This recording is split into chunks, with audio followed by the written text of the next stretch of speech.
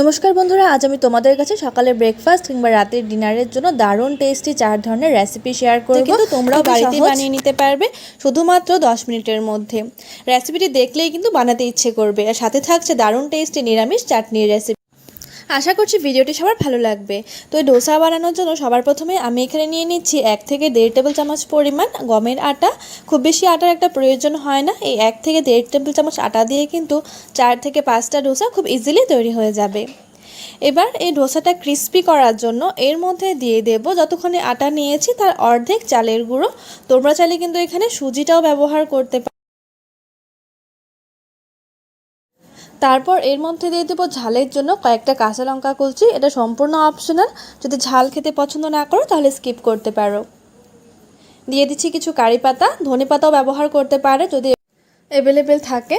অবশেষে এর মধ্যে দিয়ে দেব একটা মাঝারি মাপের গ্রেট করা আলুটাকে কিন্তু আমি খুব মিহি করে গ্রেট করে নিয়েছি যাতে আলুর কোনো বড় টুকরো এর মধ্যে থেকে না যায়। আলুটা গ্রেট করার পর কিন্তু আমি ভালো করে আলুটাকে ধুয়ে নিয়েছিলাম। তারপর এর মধ্যে দিয়ে দিচ্ছি 1/2 টেবিল চামচ পরিমাণ গ্রেট করা আদা। দিয়ে দেবো স্বাদ অনুযায়ী নুন, আর খুবই সামান্য পরিমাণ একটু প্রায় 1/2 টেবিল চামচ পরিমাণ গোটা জিরে। এতে করে ফ্লেভারটা খুব ভালো আসে। তোমরা কিন্তু এর মধ্যে চিলি ফ্লেক্সটাও ব্যবহার করতে পারো। আর তোমাদের যদি নিজের পছন্দের যে কোনো সবজিও কিন্তু এখানে খুব মিহি করে গ্রেট করে দিতে পারবে। তারপর অল্প অল্প করে জল দিয়ে এর একটা পাতলা ব্যাটার কিন্তু আমাদের তৈরি করে নিতে হবে। ব্যাটারটা কিন্তু অনেকটাই পাতলা হবে। আমার এখানে চালের গুঁড়ো, আটা, কাঁচা আলু এবং যা যা সবজি একটু ব্যবহার করেছি সব মিলে প্রায় 1 কাপ পরিমাণ ইনগ্রিডিয়েন্টস হবে। তাই এই 1 কাপ ইনগ্রিডিয়েন্টসের মধ্যে আমি প্রায় 1.5 কাপ পরিমাণ জল মিশিয়েছি। আর তোমরা দেখে বুঝতেই পারছো কতটা পাতলা হয়েছে। অবশেষে এর মধ্যে দিয়ে দেবো খুবই সামান্য পরিমাণে একটু চিনি। তোমাদের যদি এই ডোসা একটু হালকা একটু টক খেতে ভালো লাগে, সাধারণত ডোসার মধ্যে কিন্তু টক দই ব্যবহার করা হয়। তোমরাও কিন্তু এই রেসিপির মধ্যে যদি অ্যাভেলেবেল থাকে তাহলে টক দইটা ব্যবহার করতে পারো। টক দই না দিলেও কিন্তু এটা খেতে দারুণ লাগে। অবশ্যই তোমরা ট্রাই করে দেখতে পারো। খুবই সহজ একটি রেসিপি।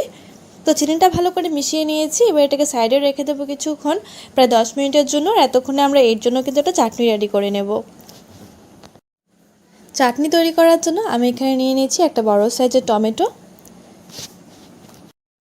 দিয়ে দিচ্ছি 4 থেকে 5টা কাঁচা লঙ্কা, সাথে দিয়ে দিচ্ছি কয়েকটা কারি পাতা ফ্লেভারের জন্য। ধনে পাতাও ব্যবহার করতে পারো তোমরা। আর কয়েকটা ভাজা ছোলা দিয়ে দিচ্ছি। তোমরা কিন্তু এখানে নারকেলটাও ব্যবহার করতে পারো। নারকেল দিলেও কিন্তু এই চাটনির রেসিপিটা ভীষণ টেস্টি হয়। এবার এর মধ্যে খুবই সামান্য পরিমাণ একটু নুন দিয়ে দেবো। দিয়ে দিচ্ছি প্রায় 1/2 টেবিল চামচ পরিমাণ চিনি।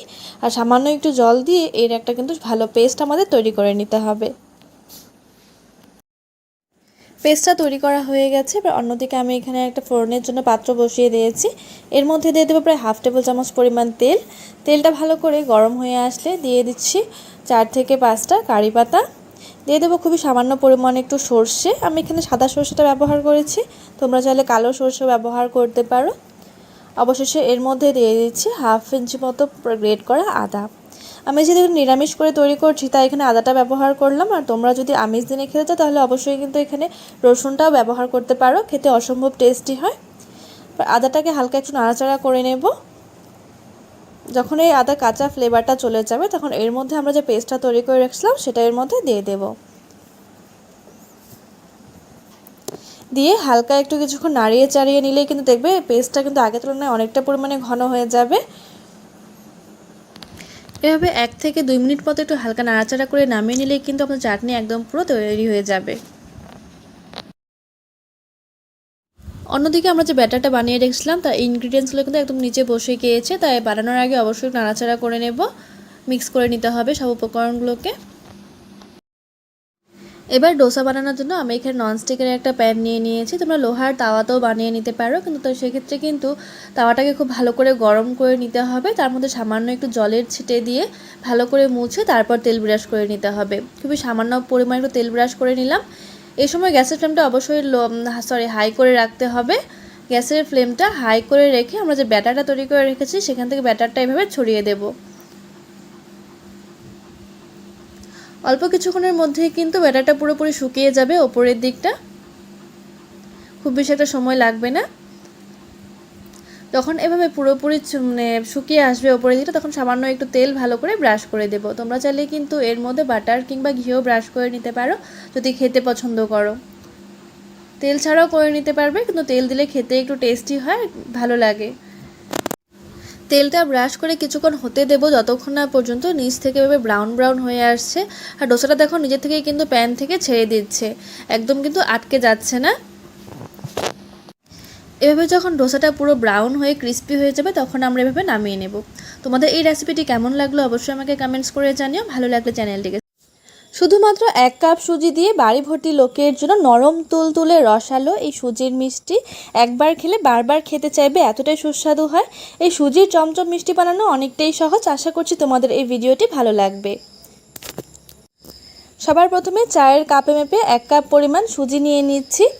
যে কাপ দিয়ে 1 কাপ সুজি নিব তার দ্বিগুণ আমাদের দুধ নিতে হবে, আর দুধটা অবশ্যই ঘন হলে টেস্টটা ভীষণ ভালো আসবে। এই রেসিপিটি তৈরি করতে সুজির ভাজার কোনো প্রয়োজন পড়বে না, কাঁচা সুজি আমরা এই রেসিপিতে ব্যবহার করব। প্রসেসগুলো ঠিকঠাক মতো ফলো করলে অবশ্যই কিন্তু খুব সুন্দর নরম তুলতুলে স্পঞ্জি সুজির মিষ্টি তৈরি করে ফেলতে পারবে। সবার প্রথমে এখানে 1 গ্লাস পরিমাণ দুধ দিয়ে দুধটাকে ভালো করে জাল করে নেব। আর এতে ফ্লেভারের জন্য দিয়ে দেব ঘি 2 টেবিল চামচ মতো। আমি ঘিয়ের মধ্যে 2 থেকে 3টা কেশর ভালো করে মিক্স করে নিয়েছিলাম। কেশরটা সম্পূর্ণ অপশনাল, কিন্তু ঘিটা দেওয়ার অবশ্যই চেষ্টা করবে, ঘি দিলে খুব সুন্দর একটা ফ্লেভার আসবে এর মধ্যে। তো এর মধ্যে দিয়ে দেবো 3টে ফাটানো এলাচ। এবার এলাচ এবং ঘি দুধ একসাথে ভালো করে কিছুক্ষণ ফুটিয়ে নেবার পর এর মধ্যে দিয়ে দেবো 1 কাপ পরিমাণ সুজি। সুজিটা দিয়ে বেশ ভালো করে নাড়াচাড়া করে এর একটা ডো আমাদের তৈরি করে নিতে হবে।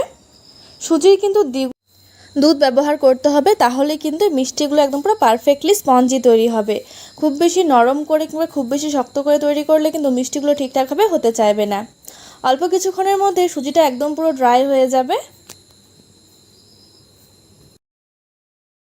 প্রায় 2 থেকে 3 মিনিট পর দেখো সুজিটা একদম পুরোপুরি দলা পেকে গেছে। এবার এই পর্যায়ে সামান্য একটু খুন্তি দিয়ে প্রেস করে করে এটাকে একটু মসৃণ করে নিতে হবে। মসৃণ করে এটাকে দলা পাকিয়ে এটাকে এবার আমরা নামিয়ে নেব। ডোটাকে আমরা অন্য একটি পাত্রে নামিয়ে নিয়েছি। এতক্ষণে আমরা এর জন্য একটা শিরা রেডি করে নেব, এটা ঠান্ডা হতে হতে।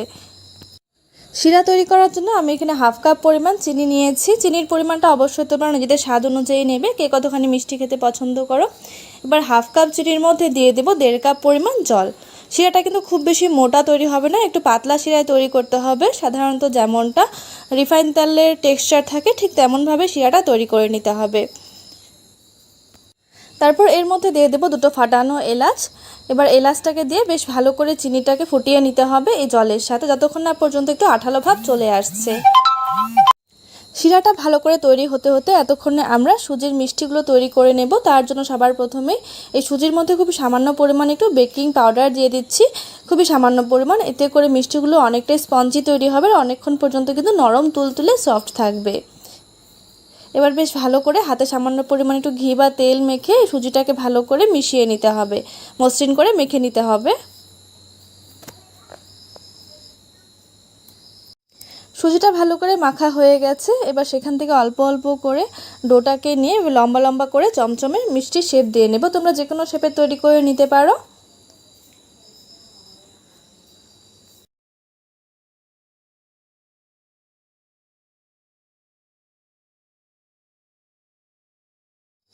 মিষ্টিগুলো শেপ দিতে দিতে অন্যদিকে আমাদের শিরাটাও কিন্তু একদম পুরো পারফেক্টলি তৈরি হয়ে গেছে, একদম আঠালো ভাব চলে এসেছে এর মধ্যে। এই শিরাটা তৈরি করতে কিন্তু কোনো একতার দুতার হওয়ার কোনো প্রয়োজন নেই, হালকা একটু আঠালো ভাব চলে আসলেই হবে। অন্যদিকে মিষ্টিগুলো আমাদের রেডি হয়ে গেছে। এবার এক এক করে সুজির মিষ্টিগুলো শিরার মধ্যে দিয়ে দেব। অল্প কিছুক্ষণের মধ্যেই কিন্তু এটা ফুলে অনেকটাই বড় হয়ে যাবে। প্রায় 5 মিনিট মতো এই শিরার মধ্যে সুজির মিষ্টিগুলোকে ভালো করে জাল করে নিতে হবে। আর তোমরা দেখতেই পারছো সুজির মিষ্টিগুলো কিন্তু আগের তুলনায় অনেকটা পরিমাণে বড় হয়ে গেছে। 5 মিনিট মতো এই শিরার মধ্যে জাল করে নেবার পর এই মিষ্টিগুলোকে এবার তুলে নেব। মিষ্টিগুলোকে শিরা থেকে তুলে নেবার পর এটাকে আরও বেশি সুস্বাদু তৈরি করার জন্য আমি এখানে কিছু শুকনো নারকেল গুঁড়ো নিয়ে নিয়েছি। তার সাথে 2 থেকে 3 টেবিল চামচ পরিমাণ চিনিও কিন্তু গুঁড়ো করে নিয়েছিলাম। এতে করে মিষ্টির ফ্লেভারটা খুব ভালো আসে। চিনি এবং নারকেল গুঁড়োটার মধ্যে এই মিষ্টিটাকে ভালো করে কোট করে নেব, এতে করে টেস্টটা ভীষণ ভালো আসবে। কিন্তু এটা সম্পূর্ণ অপশনাল, তোমরা চাইলে শুধু সুজির মিষ্টিটাও কিন্তু সেভাবে খেতে পারো। এভাবে করে সবগুলো মিষ্টির মধ্যে কিন্তু এই নারকেল গুঁড়োটা কোট করে নেব। তো তোমাদের এই রেসিপিটি কেমন লাগলো অবশ্যই আমাকে কমেন্টস করে জানিও। ভালো লাগলে চ্যানেলটিকে সাবস্ক্রাইব করে ভিডিওটিতে একটি লাইক করে দিও। ভিডিওটি শেষ পর্যন্ত দেখার জন্য অনেক অনেক ধন্যবাদ। আর তোমরা দেখতেই পাচ্ছ কতটা সফট এবং রসালো হয়েছে। ঝটপট কিছু চটপটা খাবার খেতে ইচ্ছে করলে অবশ্যই তোমরা এই সুজি দিয়ে হেলদি রেসিপিটি বানিয়ে নিতে পারো। নামমাত্র তেলে তৈরি এই রেসিপিটি খেতে অত্যন্ত সুস্বাদু হয়। তোমরা এটা বাচ্চাদের টিফিনে হোক কিংবা সকালের ব্রেকফাস্টেও কিন্তু বানিয়ে নিতে পারবে। আশা করছি ভিডিওটি সবার ভালো লাগবে। তো সবার প্রথমে আমি এখানে 1 বাটি সুজি নিয়ে নেব। তো এবার এই রেসিপি তৈরি করার জন্য সবার প্রথমে সুজিটাকে হালকা 1 থেকে 2 মিনিটের মতো ভেজে নেব। খুব বেশি ভাজার প্রয়োজন নেই, গ্যাসের ফ্লেমটা লো রেখে হালকা একটু ভেজে নেব। এতে করে সুজির যে কাঁচা গন্ধটা থাকে সেটা পুরোপুরি চলে যাবে এবং খুব সুন্দর একটা কিন্তু স্মেল বের হবে। তোমরা চাইলে সুজিটা হালকা একটু ঘি দিয়েও ভেজে নিতে পারো যদি অ্যাভেলেবেল থাকে। সুজিটা ভেজে নিয়েছি। এবার এর মধ্যে যতখানি সুজি নিয়েছি ঠিক তার 1.5 গুণ আমি জল দিয়ে দেব। যেহেতু আমি 1 বাটি সুজি দিয়েছিলাম তাই 1.5 বাটি এখানে আমি জল দিয়ে দিচ্ছি। সেই বাটি দিয়ে গ্যাসের ফ্লেমটা অবশ্যই লো করে রাখবো। লো করে ওই সুজিটাকে বেশ ভালো করে জলের সাথে মিশিয়ে নেব। মিশিয়ে যতক্ষণ না পর্যন্ত ওই সুজিটা পুরো ড্রাই হয়ে যাচ্ছে ঠিক ততক্ষণ পর্যন্ত কিন্তু নাড়িয়ে নিতে হবে।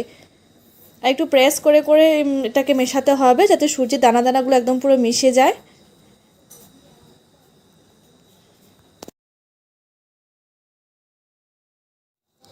প্রায় 3 থেকে 4 মিনিটের মধ্যেই কিন্তু সুজিটা একদম পুরো দলা পেকে গিয়েছে। এবার এই পর্যায়ে আমরা সুজিটাকে নামিয়ে নেব আর ঠান্ডা হওয়ার জন্য কিছুক্ষণ রেখে দেব, যেহেতু এটা অনেকটাই গরম রয়েছে এখন।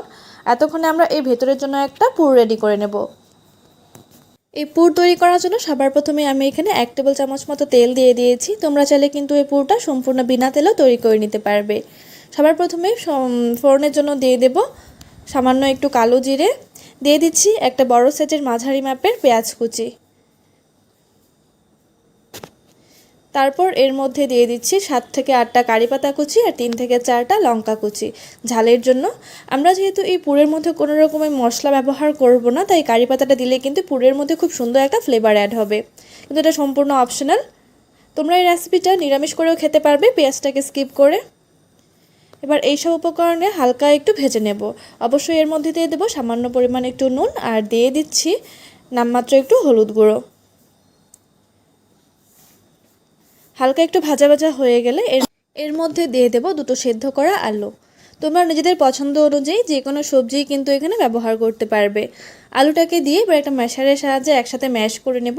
এভাবে ম্যাশ করলে পেঁয়াজ আর আলুটা কিন্তু একসাথে ভালো করে মিশিয়ে যাবে। তোমরা এখানে আলুটাকে গ্রেট করেও দিতে পারো কিংবা কাঁচা আলু কিন্তু ব্যবহার করতে পারবে। আলুটাকে ভালো করে ম্যাশ করে 1 থেকে 2 মিনিট মতো ভালো করে নাড়াচাড়া করে নামিয়ে নেব। অন্যদিকে আমাদের সুজিটাও কিন্তু আগের থেকে অনেকটা ঠান্ডা হয়ে গেছে। এবার এর মধ্যে খুবই সামান্য পরিমাণে একটু ঘি দিয়ে দেব।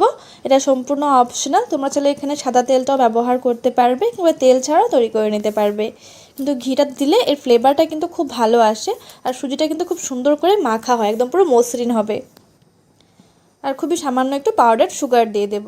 তোমরা চাইলে কিন্তু এই চিনিটা যখন সুজিটা আমরা একসাথে জলের সাথে মিশিয়ে নিয়েছিলাম তখনই দিতে পারো, আর কিংবা যদি পছন্দ না করো মিষ্টি খেতে তাহলে এটাকে স্কিপ করতে পারবে। আমি খুবই সামান্য পরিমাণ দিয়েছি চিনি গুঁড়োটা, হালকা একটু মিষ্টি মিষ্টি ভাব আসার জন্য। এবার এইসব উপকরণগুলোকে বেশ ভালো করে কিন্তু মিশিয়ে নেব, হাত দিয়ে মেখে নিতে হবে।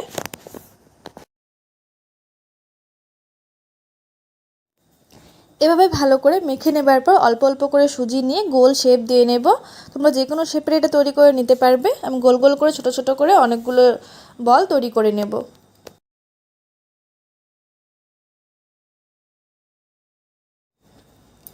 এভাবে কয়েকটা বল তৈরি করে নেবার পর একটা করে বল নিয়ে এভাবে বাটির আকারে শেপ দিয়ে নিতে হবে। বাটির আকারে শেপ দিয়ে নেওয়ার পর আমরা যে পুরটা বানিয়ে রেখেছিলাম সেখান থেকে অল্প অল্প পুর নিয়ে এর ভেতর দিয়ে দেব। দিয়ে খুবই হালকা হাতে এটাকে মুড়িয়ে সিল করে দিতে হবে। খুবই সহজ একটি পদ্ধতি। এভাবে করে আমরা বাকিগুলো কিন্তু তৈরি করে নেব।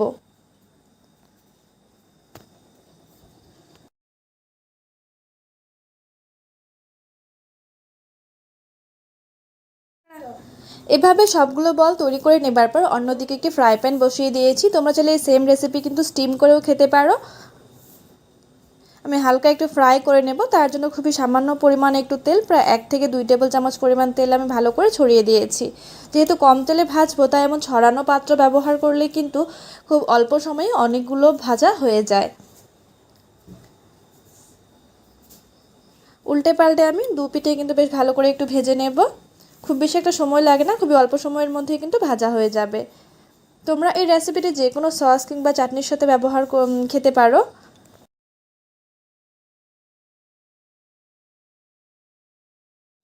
3 থেকে 4 মিনিটের মধ্যে দু পিঠে বেশ ভালো করে ভাজা হয়ে গেছে। তোমরা চাইলে এটা ডিপ ফ্রাই করেও কিন্তু খেতে পারবে। এভাবে হালকা একটু ফ্রাই করে দিলে কি হবে, ওপরটা বেশ ক্রিস্পি হয় খেতে এবং ভেতরটা কিন্তু নরম থাকে। এবার এটাকে নামিয়ে নেব। তোমাদের এই রেসিপিটি কেমন লাগে? নমস্কার বন্ধুরা, আজ আমি তোমাদের কাছে শুধুমাত্র একটা ডিম দিয়ে বাড়ি ভর্তি লোকের জন্য ব্রেড এগ টোস্ট বানিয়ে দেখাবো। প্রায় 5 থেকে 6টা ব্রেড এগ টোস্ট কিন্তু খুব ইজিলি বানিয়ে নিতে পারবে তোমরা শুধুমাত্র একটা ডিম দিয়ে। আশা করছি ভিডিওটি সবার ভালো লাগবে। খুবই সহজ পদ্ধতিতে বানিয়ে দেখানোর চেষ্টা করব। এই গার্লিক ব্রেড এগ টোস্ট বানানোর জন্য সবার প্রথমে আমি এখানে একটা ডিম নিয়ে নিয়েছি। ডিমটাকে এবার ফাটিয়ে নেব।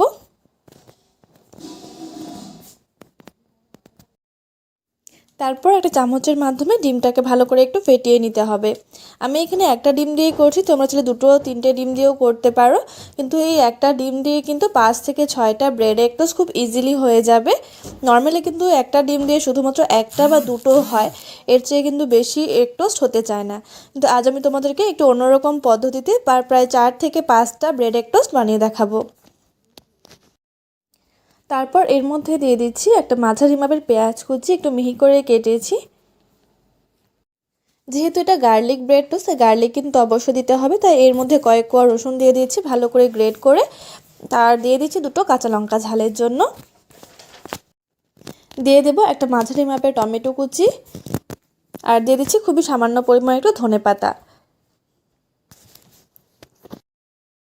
তারপর এর মধ্যে দিয়ে দিচ্ছি স্বাদ অনুযায়ী নুন, আর ঝালের জন্য একটু ঝাল এবং কালারের জন্য দিয়ে দিচ্ছি সামান্য একটু লাল লঙ্কার গুঁড়ো। এতে করে কালারটা খুব সুন্দর আসবে এবং একটু ঝাল ঝালও লাগবে খেতে। এটা সম্পূর্ণ অপশনাল, তোমরা চাইলে কিন্তু লঙ্কা গুঁড়োটাকে স্কিপ করতে পারো। এবার একটা চামচের মাধ্যমে বেশ ভালো করে কিন্তু এটাকে ফেটিয়ে নিতে হবে।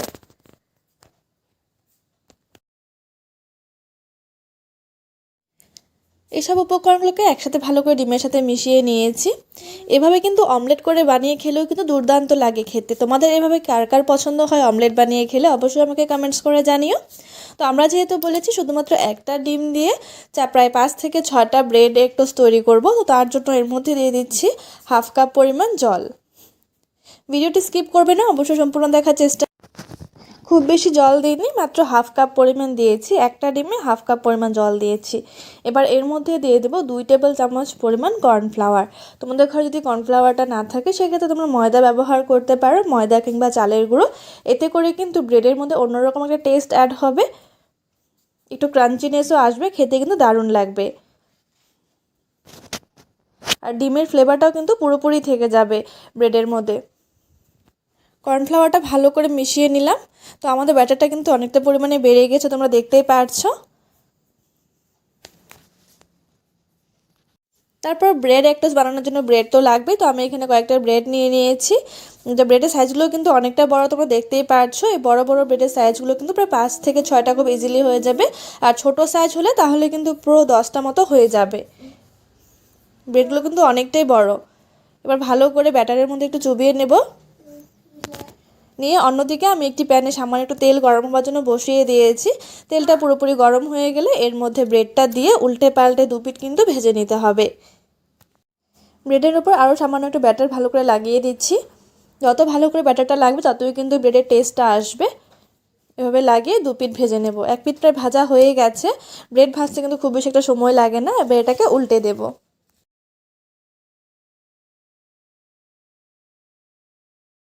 ব্রেডটা উল্টে পাল্টে ভেজে নেওয়ার পর দেখো এর লুকটা কেমন এসেছে, দেখে একদম পুরো কিন্তু খিদে পেয়ে যাবে সবারই, বাচ্চা থেকে বড় সবারই কিন্তু খুব ভালো লাগবে। অবশ্যই তোমরা বাড়িতে এটা ট্রাই করে দেখতে পারো। আমি এখানে তেল দিয়ে করেছি, তোমরা চাইলে কিন্তু এখানে বাটার দিয়েও করতে পারো ব্রেডটা। দুপাশেই কিন্তু বেশ ভালো করে ভাজা হয়ে গেছে, এবার এটাকে তুলে নেব। এভাবে এক এক করে বাকিগুলোকে ভেজে তুলে নেব। তো তোমাদের এই একটা ডিমের পাউরুটির রেসিপি কেমন লাগলো অবশ্যই আমাকে কমেন্টস করে জানিও। ভালো লাগলে চ্যানেলটিকে সাবস্ক্রাইব করে পাশে থাকা বেল আইকনটিতে প্রেস করে দিও। ভিডিওটি শেষ পর্যন্ত দেখার জন্য অনেক অনেক ধন্যবাদ। অবশ্যই তোমরা ট্রাই করে দেখতে পারো এই রেসিপিটি, ভীষণই কার্যকরী একটি রেসিপি।